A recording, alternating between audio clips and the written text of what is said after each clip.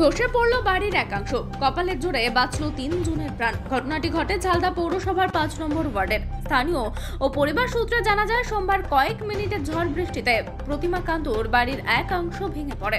এ বিষয়ে প্রতিমা কান্দু জানান, সোমবার রাতে খাওয়ার পর ঘুমোতে যাওয়ার সময় ঘটে ঘটনাটি। সেই সময় আমরা বৃদ্ধ মা ও 2 বোন বাড়িতেই ছিলাম। কপালের জোরে বেঁচে যাই। এখন পাশের বাড়িতে আশ্রয় নিয়েছি। প্রতিমা দেবীর দাবি, আমি পৌরসভা থেকে আবাস যোজনার বাড়ি পেয়েছি, প্রথম কিস্তির টাকাটাও পেয়েছি, কিন্তু পৌর প্রধান পরিবর্তনের পর আর টাকা পাইনি। টাকা পেলে আমি বাড়িটি তৈরি করতাম, তাই পৌরসভার কাছে আবেদন যাতে আমাকে বাড়ি তৈরির টাকাটা দিয়ে দেওয়া হোক। কিভাবে ঘটেছে এই ঘটনাটা? এই মানে আমরা ওই খাওয়া দাওয়া করে মানে বাইরে হবো বলছি, তখনই মানে ঘরটা ইয়া হয়ে গেল, মানে বসে গেল, ধসে গেল। হ্যাঁ, না একটুকু জন্য আমরা বাঁচে গেলাম। কজন ছিলেন সেই সময়? আমরা চারজন ছিলাম। পৌরসভা থেকে বাড়ি পাননি? পাইছি একটা বিল পাইছি, তো ওইটাই বানাবার চেষ্টা করছি। তো মানে চেম্বার করার সময় মানে দেওয়ালটা দরমাজি হয়ে গেল। কে তৈরি করছে? বগলের বাড়িতে কে তৈরি করছে? এই বগলে এইটা না, এটা আমার মায়ের নামে আছে। আপনি বাড়ি পান নাই? আমি নাই পাই। আমাকে বলছে কি মানে আগেকার 40,000 পাইছি, ওই 40,000 টাকা পাই নিয়ে তারপরে বলি আর একটা বিল ঢুকাই দাও, সঙ্গে হবে তো ভালো হবে, কেননা ক্ষতি আছে।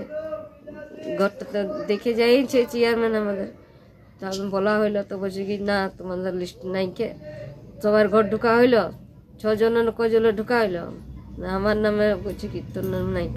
কিন্তু আপনি যে বলছেন 40,000 টাকা পেয়েছি, 40,000 মানে ওটা আগেই মানে ওই প্রদীপ ওই তখনই আমাদের এখন কেন পাচ্ছেন না? এখন বলছে কি তোমাদের লিস্টে নাম নাই। তো বলি লিস্টে নাম নেই, বলছে কি দেওয়া হবে, লেকিন চেষ্টা করবো তবে দেওয়া হবে। চেষ্টা করবে দেওয়া হোক, তাহলে তো মানুষই থাকবে না, তো গর্ব নাই কি হোক। কি চাইছেন এখন? আমরা চাইছি সাহায্য করা হোক, যেমন এই ঘরটাও যেমন হয়। কি নাম আপনার? আমার কাকার ছেলে হয়। আপনার নাম কি? আমার নাম প্রতিমা কান্দু। প্রতিমা কান্দু। কত নম্বর বাড়িটা? 5 নম্বর। যদিও বিষয়টি নিয়ে ঝালদা পৌরসভার উপপৌর প্রধান সুদীপ কর্মকার জানান, খবর পেয়েছি, আমি ওখানে গিয়েছিলাম, তাদের আবাস যোজনার লিস্টে নাম আছে, একবার টাকাও পেয়েছে, তাই যাতে বাকি কিস্তির টাকাটা পায় তার বন্দোবস্ত সহ পৌরসভা থেকে যা যা করণীয় তা সব করা হবে। আপনার ওয়ার্ডে একটা বাড়ি ধস নেমেছে, অল্পর জন্য বেঁচে গেছে 3 জনের প্রাণ। তারা চাইছে এই মুহূর্তে পৌরসভা এগিয়ে আসুক, কি বলবেন? দেখুন, কালকে আচমকা যে বৃষ্টিটা এলো, এই বৃষ্টির মোকাবেলা করার জন্য মানুষ প্রস্তুত ছিল না।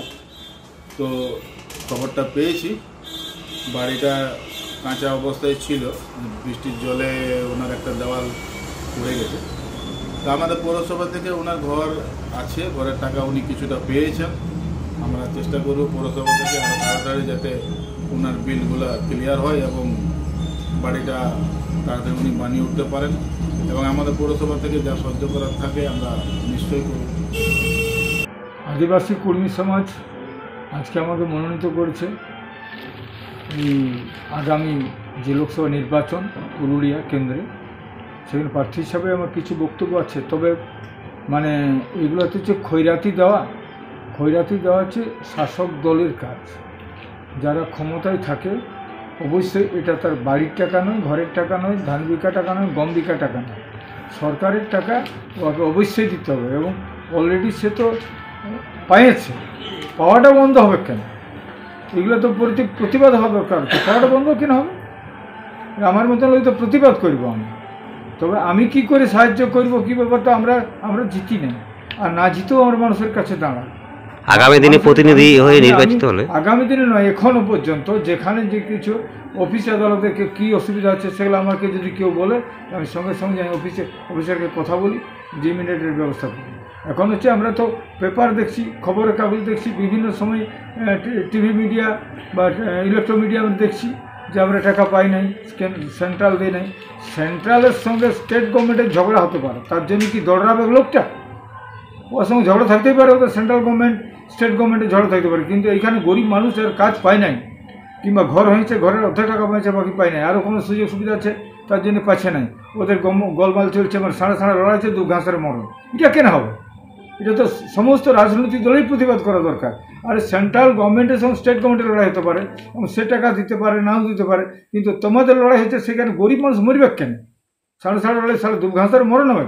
একদম গরিব মানুষের পাওয়া দরকার, এবং এগুলো আমরা প্রতিবাদ করে মানুষ কী করে পাবে তার জন্য চেষ্টা করবো।